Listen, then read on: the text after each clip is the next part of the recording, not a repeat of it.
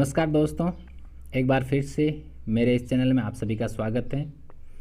अपन वायुमंडल के बारे में बहुत सारी जानकारी पहले एक वीडियो में प्राप्त कर चुके हैं, जिसमें वायुमंडल का अर्थ, उसकी परिभाषा और उसके बारे में सामान्य जानकारी। इसके बाद है वायुमंडल की संरचना क्या क्या है, यानी उसको किस प्रकार या किस परतों में बांटा गया है। हमारी पृथ्वी के चारों ओर फैले वायुमंडल को ऊंचाई की ओर बढ़ते हुए तापमान के आधार पर 5 परतों में विभाजित किया गया है। यह पृथ्वी की सतह से प्रारंभ होकर हजारों किलोमीटर तक की ऊंचाई तक माना गया है। वायुमंडल की परतें कौन कौन सी है? वायुमंडल की परतों में सबसे पहले आती है पृथ्वी के बिल्कुल नज़दीक, पृथ्वी की सतह से 13 किलोमीटर तक औसत माना गया है इसको, क्षोभ मंडल। उसके बाद आती है द्वितीय नंबर पर समताप मंडल, क्षोभ मंडल के ऊपर 50 किलोमीटर तक।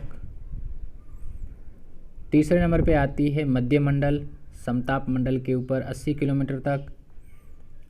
और उसके बाद है आयन मंडल, मध्य मंडल के ऊपर 400 किलोमीटर तक। और पाँचवें नंबर की है बहिर्मंडल, जो आयन मंडल के ऊपर अंतरिक्ष में विलीन हो जाती है। इसका ऊपरी छोर के बारे में कुछ भी ज्ञात नहीं कर सकते। यानी जो मंडल है एक दूसरे के ऊपर स्थित है। जैसे सबसे नीचे है क्षोभ मंडल, तो उसके ऊपर समताप मंडल, समताप मंडल के ऊपर आता है आपके मध्य मंडल, और मध्य मंडल के ऊपर है आयन मंडल, और आयन मंडल के ऊपर है बहिर्मंडल। इनकी जो ये औसत ऊंचाई है वे पृथ्वी तल से है। जैसे क्षोभ मंडल है तो ये पृथ्वी तल से 13 है, और समताप मंडल है तो ये पृथ्वी तल से 50 किलोमीटर तक है। इसके बाद क्षोभ मंडल के बारे में विस्तार से पढ़ते हैं, जिसको ट्रोपोस्फेयर कहते हैं। अंग्रेजी में से ट्रोपोस्फेयर कहते हैं, जो धरातल से 13 किलोमीटर की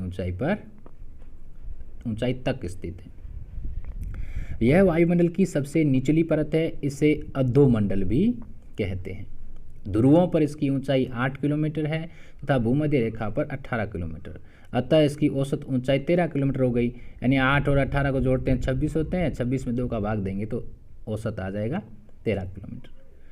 सभी प्रकार की मौसमी घटनाएं जैसे वर्षा, कोहरा, आंधी, तूफान, तड़ित चालन का मतलब होता है बिजली चमकना, ओलावृष्टि, पाला पड़ना आदि इसी सब परत में घटित होती हैं। अतः इसे परिवर्तन मंडल भी कहते हैं। बहुत सारे परिवर्तन होते हैं, इसलिए इसे परिवर्तन मंडल कहते हैं। इस परत में ऊंचाई की ओर तापमान कम होता है। यानी तापमान के गिरने की दर 165 मीटर की ऊंचाई पर 1 डिग्री सेल्सियस तापमान कम होता है। यानी 1000 मीटर पर 6.5 डिग्री सेल्सियस कम होता है। इस दर को सामान्य तापहास दर कहते हैं। इस परत में ऊंचाई की ओर एक जेट स्ट्रीम्स पवनें चलती हैं, वो पश्चिम से पूर्व की ओर चलती है।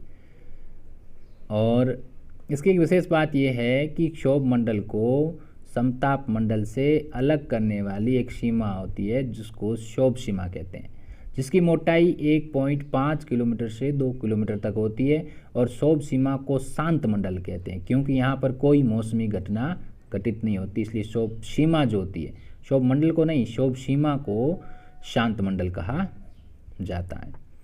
और क्षोभ मंडल को संवहनीय मंडल भी कहते हैं, क्योंकि संवहन की क्रिया जो होती है वो भी क्षोभ मंडल के अंदर ही होती है। इसके बाद समताप मंडल, जिसे स्ट्रेटोस्फेयर कहते हैं, जिसकी ऊंचाई पृथ्वी तल से 50 किलोमीटर तक है।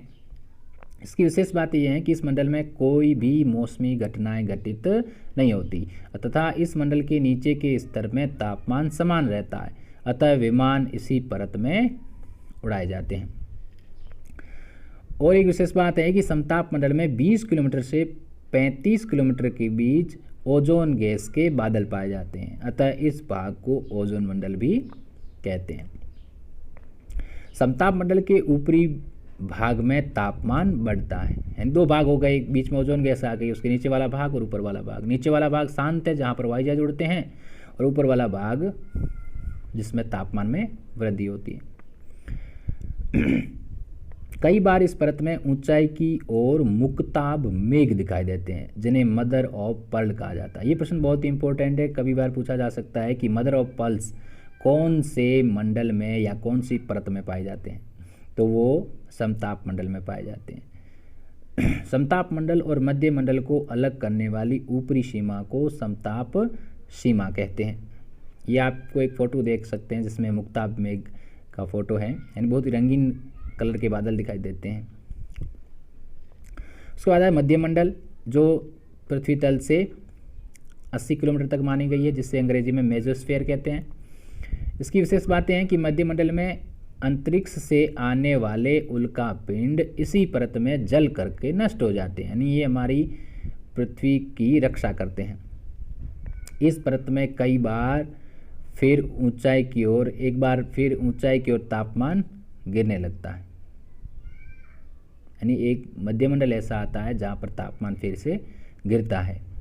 कहा जाता है कि ये लगभग -80 तक पहुँच जाता है, -80 डिग्री सेल्सियस तक पहुँच जाता है इसकी ऊपरी परत तक। मध्य मंडल और आयन मंडल को अलग करने वाली सीमा को मध्य सीमा कहते हैं।